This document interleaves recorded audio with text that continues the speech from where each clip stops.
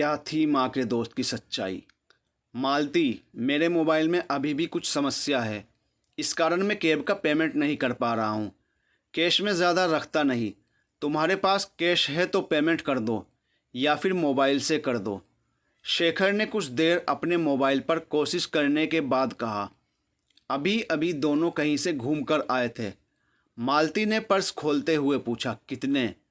बस 450 रुपये, शेखर ने कहा। मालती ने 500 का नोट शेखर की ओर बढ़ाया। शेखर ने नोट उससे लेकर कैब ड्राइवर को दिया और उसने जो 50 रुपये वापस किए वह मालती को वापस करते हुए मुस्कुराकर बोला, मैं तुम्हें ट्रांसफ़र कर दूंगा जब मोबाइल काम करने लगेगा।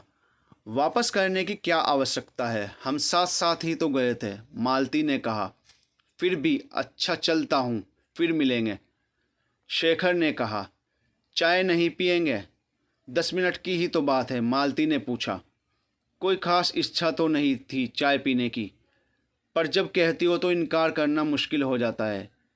इसी बहाने 10 मिनट और आपका साथ मिल जाएगा, शेखर ने उसे अंदर चलने का इशारा करते हुए कहा। मालती का घर पहले माले पर था। सीढ़ियाँ चढ़कर दोनों अंदर आ गए। मालती का बेटा कार्तिक घर में ही था और बालकनी के पास खड़ा था, इसलिए उनकी बातें सुन रहा था। उन्हें ऊपर आता देख वह दरवाजे के पास पहुंच चुका था और जैसे ही डोरबेल बजी उसने दरवाज़ा खोल दिया। हेलो अंकल, उसने शेखर का अभिवादन किया और सोफे की ओर बैठने का इशारा किया। कैसे हो कार्तिक? शेखर सोफे पर बैठते हुए बोला। ठीक हूँ अंकल, उसने कहा। मैं हमारे लिए चाय बना रही हूँ, तू भी चाय लेगा बेटा? मालती ने कार्तिक से पूछा।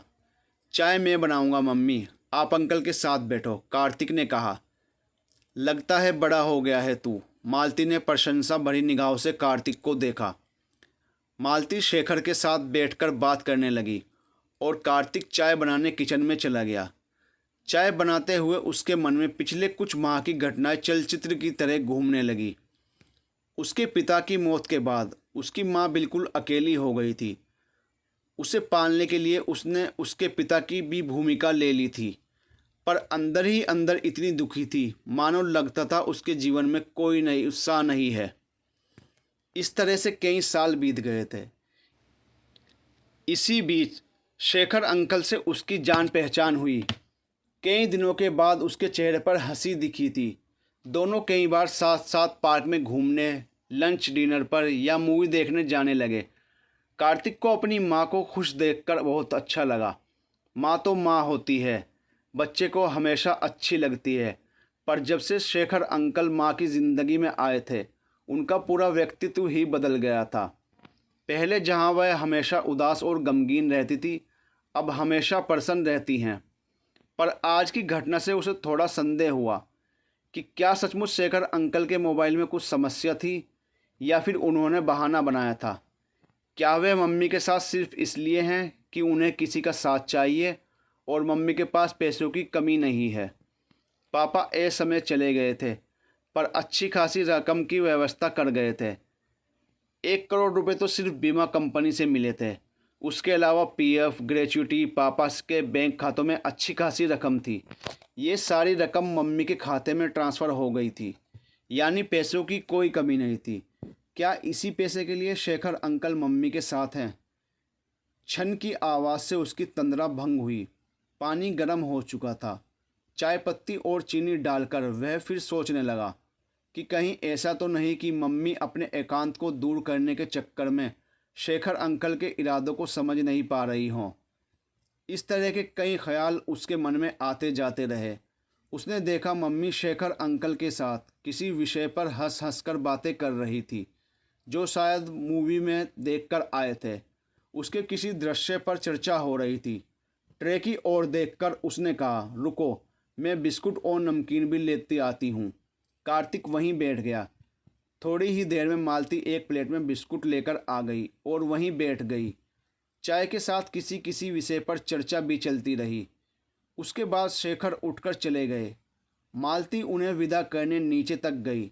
जब वह वापस आई तो वह बोला, मम्मी आपसे कुछ बात करनी है। मालती ठिठक गई। हाँ बोलो। आज कैब का किराया शेखर अंकल ने आपसे दिलवाया।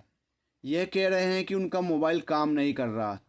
कहीं ऐसा तो नहीं कि वे सिर्फ आपके पास पैसे के लिए साथ हैं? कार्तिक बोला, अच्छा तुम्हें मालूम है ये बात? चलो, खुशी हुई कि मेरा कोई गार्जियन है घर में, ताकि मैं गलत फैसला लूँ तो मुझे रोके। मुस्कुराते हुए मालती ने कहा, मम्मी मैं मजाक नहीं कर रहा, सीरियसली बोल रहा हूँ। कार्तिक ने गंभीरतापूर्वक कहा, ऐसा नहीं है बेटा, अभी जाते समय उन्होंने ही कैब का भुगतान किया था, मूवी टिकट उन्होंने ही ली थी। हाँ, पॉपकॉर्न का भुगतान करते हुए उनके मोबाइल में कुछ समस्या आ गई थी, वहाँ उन्होंने कैश में पेमेंट किया था। फिर भी तुम कहते हो तो मैं सावधान रहूँगी, और यदि उनका इरादा ऐसा कुछ हुआ तो मैं सोच समझकर निर्णय लूँगी। वैसे भी मैं कई बार खर्च करती हूँ तो वे मना नहीं करते, और इसे मैं उनके लोभ के रूप में न देखकर उनका मेरे प्रति समानता के व्यवहार के रूप में देखती हूँ। वित्तीय रूप से वे भी ठीक ठाक लगते हैं। तुम्हारे पापा के जाने के बाद जैसे मैं अकेली हो गई हूँ, वैसे ही वे भी अकेले हैं किसी कारण से, और इस कारण हम दोनों एक दूसरे के करीब हैं। वैसे तुम भी उनसे मिलते रहो, ताकि यदि कोई संदेहास्पद बात है तो पता चल सके, और अगर ऐसा कुछ नहीं है तो हम दोनों साथ साथ समय व्यतीत करें। हम दोनों का एकाकीपन दूर होता है इससे। मालती ने अपना पक्ष रखा। सॉरी मम्मी, अगर मैंने आपको दुख पहुंचाया हो, पर पता नहीं क्यों मुझे ऐसा लगा जब उन्होंने कैब के पैसे के लिए आपसे कहा। कार्तिक ने कहा, इसमें सॉरी जैसी कोई बात नहीं बेटा, मैं भी इस बात का ध्यान रखूंगी, और तुम भी उनके साथ थोड़ा समय बिताया करो जिससे असलियत का पता चल सके, मालती ने कहा, और कपड़े बदलने अंदर चली गई। कार्तिक को मम्मी की बात सही लगी, पर जो संदेह उसके मन में आ चुका था वह पूरी तरह समाप्त नहीं हुआ था। उसे मम्मी की यह सलाह अच्छी लगी कि वह भी शेखर अंकल के साथ थोड़ा समय बिताया करे, ताकि उनका असली स्वभाव समझ में आ सके। उसके बाद वह बीच बीच में शेखर अंकल के साथ समय बिताने लगा, यहाँ तक कि जब भी वे मालती को कहीं बाहर ले जाने के लिए आते तो कभी कभी कार्तिक भी साथ चलने का अनुरोध करता था, और वे खुशी खुशी उसे भी साथ ले जाते थे। कुछ ही महीने में स्थिति स्पष्ट हो गई। कार्तिक निश्चित हो गया कि शेखर अंकल उसकी मम्मी का साथ चाहते थे, न कि उनका बैंक बैलेंस। उसके मन में शेखर अंकल के प्रति जो संदेह था वह छंट चुका था।